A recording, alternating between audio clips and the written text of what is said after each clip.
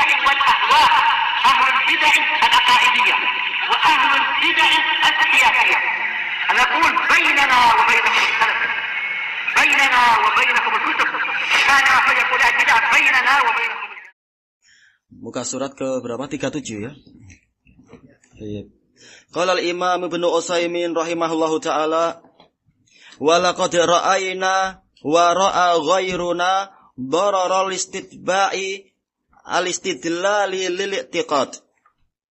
Sungguh kami telah melihat, demikian pula para ulama yang lain telah melihat bahayanya dalil-dalil itu disuruh untuk mengikuti keyakinan.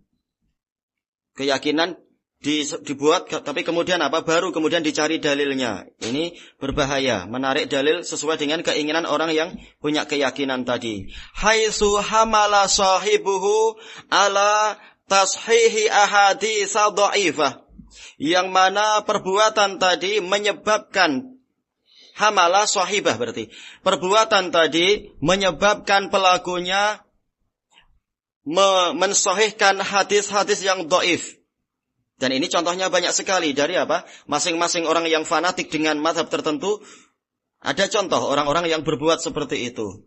Seperti yang dilakukan oleh Subuki, hadis-hadis yang maudhu, yang mungkar, yang palsu pun boleh dinaik-naikkan menjadi hasan li ghairih demi membela para pengagung kubur dan sebagainya itu. Mala tatahammaluh au tahmili nususin sahihatin mala tatahammaluh, atau membawa nas-nas yang sahih kepada sesuatu yang tidak dikandungi oleh nas tadi. Minad dalalah, yaitu berupa penunjukan. Tasbitan liqaulihi, untuk menetapkan ucapan orang ini. Wahtijajanlah, dan sebagai bentuk berhujjah untuk dia. Hujjah untuk menguatkan dirinya. Padahal hadis tadi tidak membahas tentang masalah itu. Seperti yang dilakukan oleh sebagian orang sufiyah yang ibadahnya itu menyerupai orang-orang Nasara, menari-nari, menyanyi-nyanyi dan sebagainya.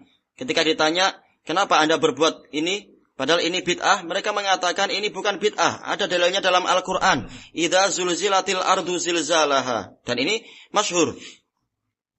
Dalilnya adalah ketika bumi goncang. Ini dalil bolehnya menari-nari. Ini jauh sekali. Pendalilan yang sesat. Tayyib. Kemudian disebutkan di sini, falaqad qara'tu maqalan likatibin haula adami wujubil hijab. Sungguh aku telah membaca sebuah pernyataan dari seorang juru tulis atau seorang penulis tentang tidak wajibnya berhijab. Ihtajja bi hadisi Aisyata alladzi rawahu Abu Dawud. Berdalilkan dengan hadis Aisyah yang diriwayatkan oleh Abu Dawud fi qissati dukhuli Asma binti Abi Bakrin ala an-Nabi sallallahu alaihi wasallam. Tentang kisah masuknya Asma binti Abi Bakrin radhiyallahu anhuma menemui Nabi sallallahu alaihi wasallam. Wa qaulihi laha, yaitu berhujjah dengan sabda Rasulullah sallallahu alaihi wasallam kepada Asma, innal mar'ata idza balaghat sinnal mahid lam yasluh an yura minha illa hadha wa hadha. Sesungguhnya wanita jika telah mencapai usia haid, tidak boleh bagi dia untuk nampak darinya kecuali bagian ini dan ini. Wa asyara ila wajhihi wa kaffaihi, mengisyaratkan kepada wajah dan kedua telapak tangan. Wa dzakara hadzal katibu annahu haditsun shahihun muttafaqun alaih. Ini melampau sekali. Si penulis menyebutkan bahwasanya ini hadis sahih, diriwayatkan Bukhari Muslim dalam Sahih Bukhari dan Muslim, muttafaqun alaih. Dan ini dusta besar. Tayyib. Wa annal ulama muttafiquna ala sihhatih, dan berkata bahwasanya para ulama sepakat bahwasanya ini sahih. Tayyib. Padahal yang meriwayatkan sendiri mendhaifkan, yaitu Abu Dawud. Falaisa kadzalik, padahal bukanlah demikian. Falaisa kadzalika aidan, padahal tidaklah demikian.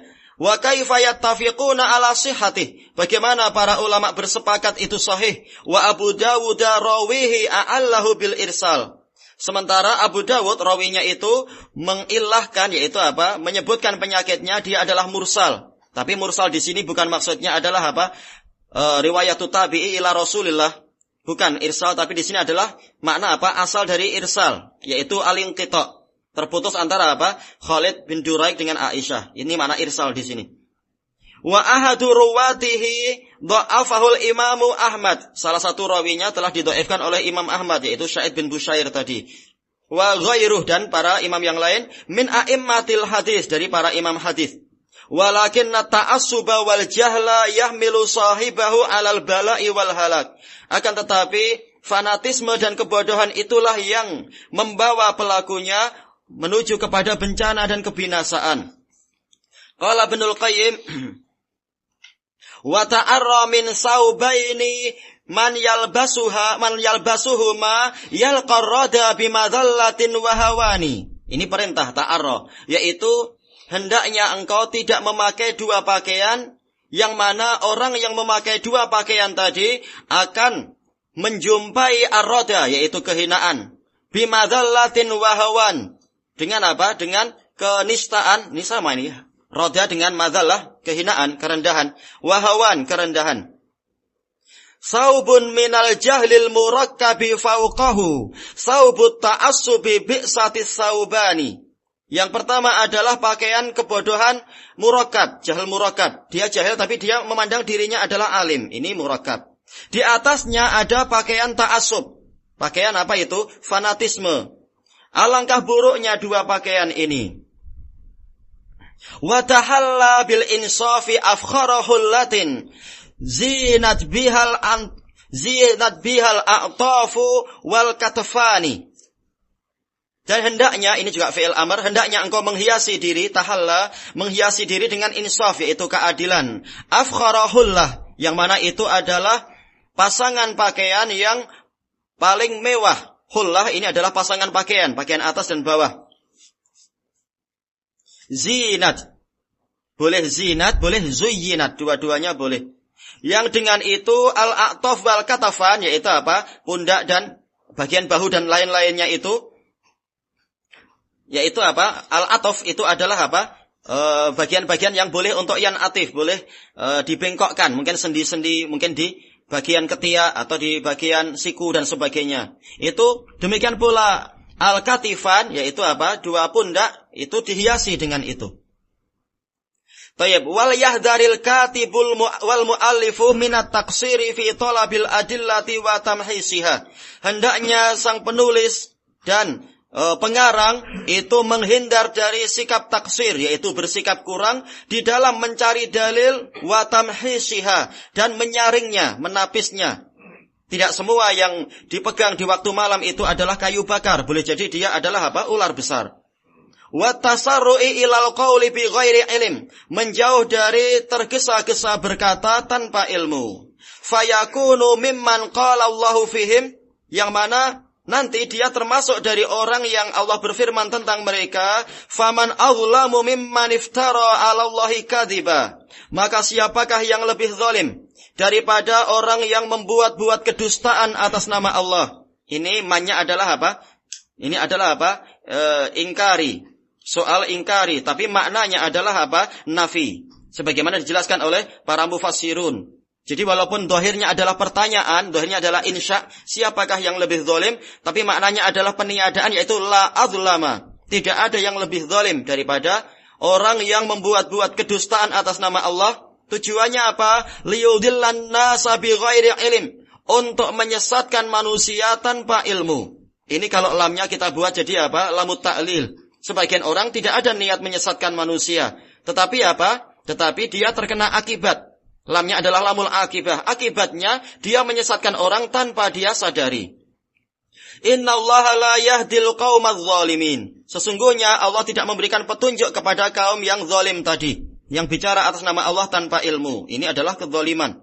Kenapa? Karena kita disuruh untuk ikut dalil, dan dalil telah mengatakan wala taqfu ma laisa laka bihi ilm. Jangan engkau mengikuti sesuatu yang engkau tidak punya ilmu tentangnya. Dan ilmu sebagaimana kata Syekhul Islam Ibnu Taimiyah adalah apa? Naqlun musaddaq wa bahsun muhaqqaq.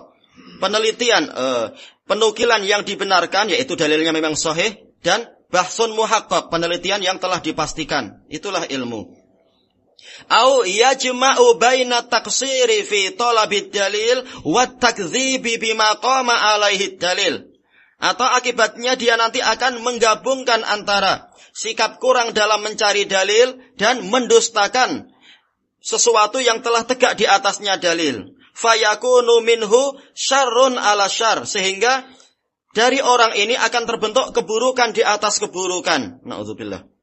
Wa yadkhulu fi qoulihi ta'ala, dan dia masuk di dalam firman Allah Ta'ala, faman azlamu mimman kadzaba 'ala Allahi wa kadzaba bis-sidqi idz ja'ah.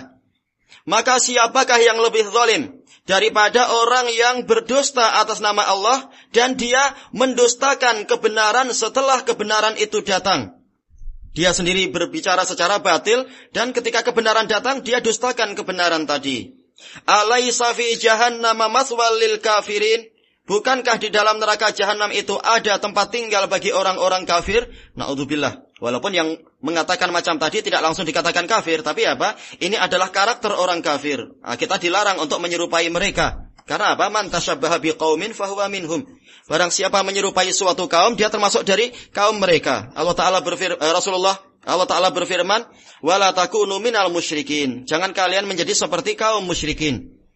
Tayyib, berarti apa? Kita dilarang menyerupai karakter-karakter orang tadi. Kenapa? Walaupun tidak langsung orangnya kafir, tapi apa? Perbuatan yang semacam itu menyebabkan apa? Amalan dia akan dihukum. Orangnya akan dihukum sesuai dengan kadar amalannya. Nas'alullaha ta'ala an yuriyanal haqqa haqqa wa yuwaffiqana littiba'ih. Kita mohon kepada Allah Ta'ala agar memperlihatkan kepada kita kebenaran adalah kebenaran dan memberikan kita taufik untuk mengikutinya. Wa yuriyanal batila batila wa yuwaffiqana lijtinabih. Dan agar Allah memperlihatkan kepada kita kebatilan itu adalah kebatilan dan memberikan taufik kepada kita untuk menjauhinya. Ini taufik yang besar. Dan ujung-ujungnya adalah apa? Surga dan keridhaan Allah serta kehidupan yang bagus di dunia sebelum di akhirat. Tayyib. Wa yahdiyana siratahul mustaqim, dan agar dia membimbing kita kepada jalan yang lurus. Sengaja di sini tidak disebutkan apa itu huruf yang menjadi sebab masuknya fi'il yahdi kepada apa? Kepada sirat. Karena apa? Ada kemungkinan yahdiyana ila dan yahdiyana ala.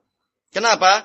Boleh jadi yang tidak tahu dia dibimbing kepada Siratal mustaqim sehingga masuk ke situ. Kemudian ada juga orang yang sudah di atasnya, dia tidak mendapatkan apa? Sikap istiqamah. Maka kita mohon dua-duanya. Kalau kita belum tahu, semoga apa? Kita diberi tahu. Setelah kita tahu, semoga apa? Kita mendapatkan istiqamah di atas ilmu tadi. Baik. Makanya di sini apa? Setelah yahdiyana langsung apa? Maf'ul bihnya adalah apa? Mansub. Kenapa? Karena ada kemungkinan khafidnya, huruf jarnya itu terhapus. Mungkin ila, mungkin ala. Dan dua-duanya adalah mungkin. Innahu jawadun karim. Karena sesungguhnya Allah adalah maha dermawan lagi maha mulia. Inna setelah sebuah jumlah, baik itu jumlahnya adalah insya ataupun khabar, menunjukkan illah. Kenapa kita mohon kepada Allah? Karena dia maha dermawan, karena dia adalah zat yang maha baik lagi maha mulia.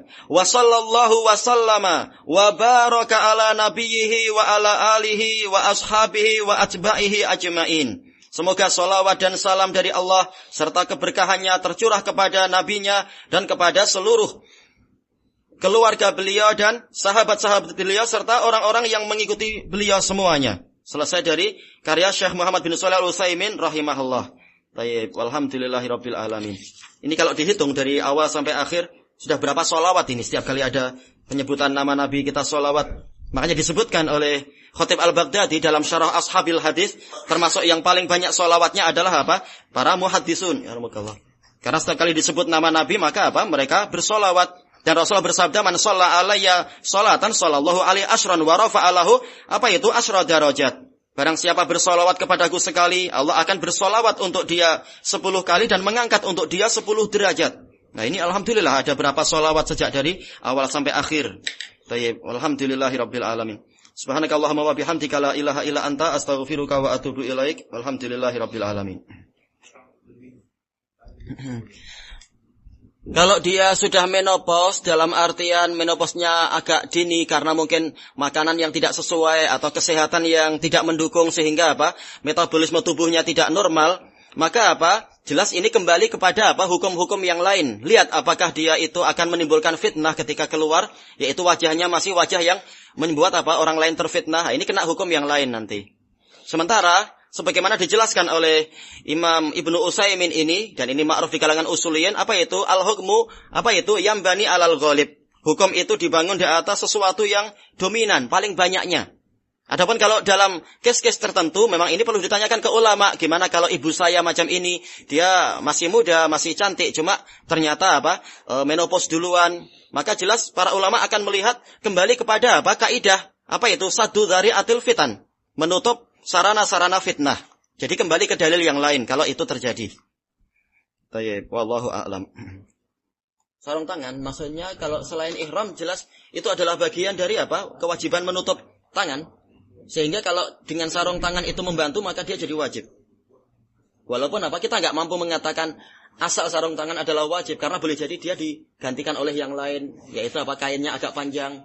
Sehingga kalau kainnya agak panjang, tangan wanita enggak nampak, enggak boleh kita mengatakan tetap wajib pakai sarung tangan. Intinya adalah kalau dia memang saat itu dengan sebab itu tangannya tertutup maka jadi wajib. Jazakumullah khairan.